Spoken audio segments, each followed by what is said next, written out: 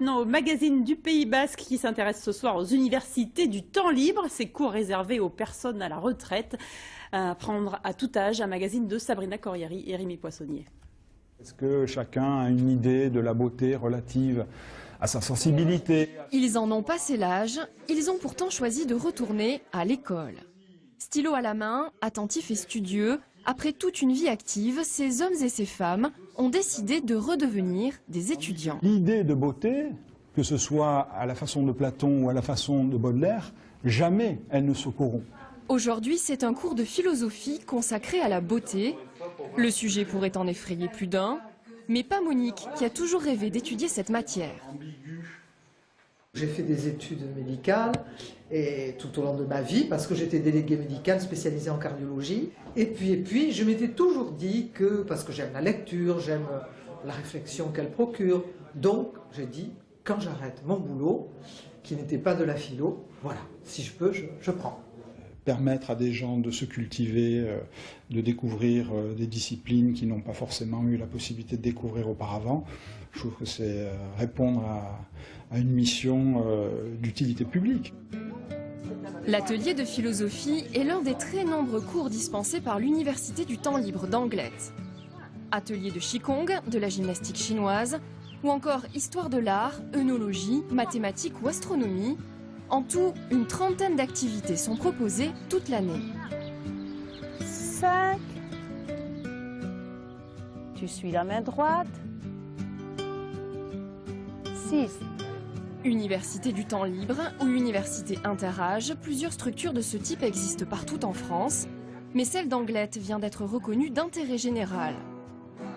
Le ministère de la Jeunesse et des Sports vient de lui décerner un trophée pour la diversité de ses activités. C'est à peu près comme une vraie université, puisque différentes matières y sont enseignées, mais les formations ne sont ni validantes ni diplômantes. Donc on trouve à peu près les mêmes matières qu'à l'université, voire plus, et des activités qu'on ne trouve pas dans l'éducation nationale. Affichées sur les murs, des maximes donnent le ton. L'université est ouverte à tous, sans condition, mais ici la plupart des étudiants sont de jeunes retraités, moyenne d'âge 62 ans. À un certain moment de sa vie, on a dit tiens, j'ai pas eu le temps de faire ça, je vais voir si ça me tente ou si je prends le temps de le faire. Peut-être pour ne pas regretter n'avoir pas connu ou n'avoir pas été jusqu'au bout de son idée. Je me suis inscrite à des cours d'espagnol, à des cours de broderie et je me suis dit il y a toujours quelque chose à apprendre, voilà. Sans a priori, parce que la broderie c'était pas du tout mon truc. Et puis maintenant c'est devenu une passion. Des cours pour la tête et les jambes. Bonjour. Montre tes doigts de pied, toi. Mes doigts de pied. Plusieurs fois par semaine, l'université propose des ateliers randonnés. Aujourd'hui, c'est une petite balade, mais le rythme est tout de même soutenu.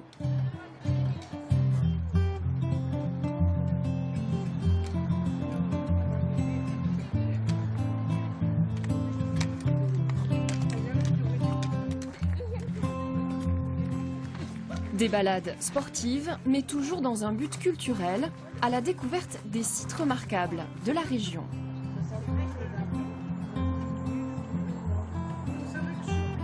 Je me suis retrouvée toute seule, j'ai des amis qui n'aiment pas marcher, je n'aime pas rester chez moi, il me faut du grand air. Puis le contact des gens, le contact, c'est extrêmement sympathique comme groupe.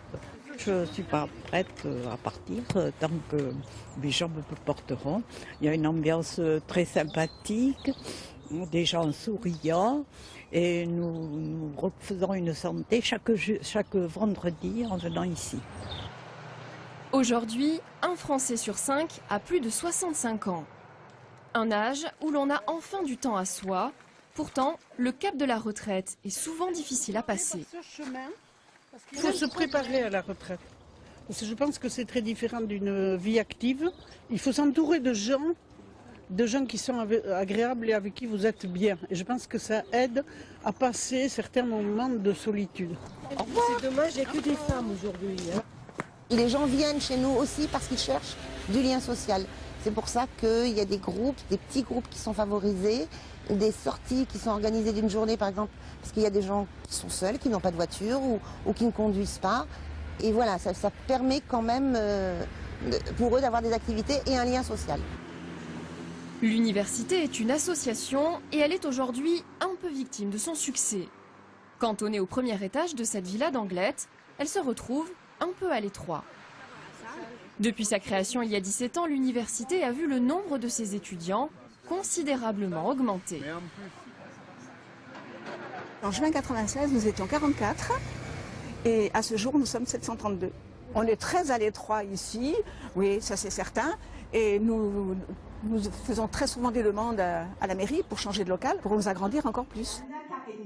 Un succès qui tient aussi à la qualité des enseignements. Moyennant une cotisation annuelle, les étudiants ont accès à toutes les conférences organisées par l'université.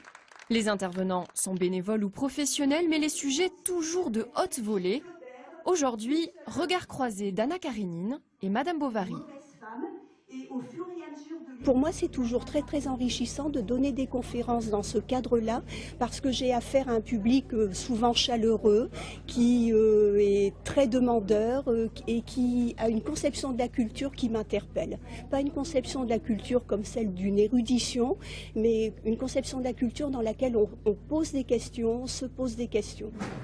On voit des cristaux négatifs, non, à l'intérieur de cette... Pourquoi pas? Une soif de connaissance plus grande que jamais. Ces étudiants-là ont un goût prononcé pour la nouveauté. L'art floral japonais ou encore la gémologie, l'étude des pierres précieuses, sont au programme de l'université cette année. La gémologie m'attirait par curiosité. On cherche justement ce qui est différent de ce qu'on a vécu, de ce qu'on a fait, de ce qu'on a vu. Ici, rares sont les cours qui n'affichent pas complet, remplis d'élèves assidus et enthousiastes. Certains ont trouvé là l'occasion de reprendre des études, d'autres n'avaient même jamais eu la chance d'en faire auparavant. La preuve que l'on peut apprendre à tout âge.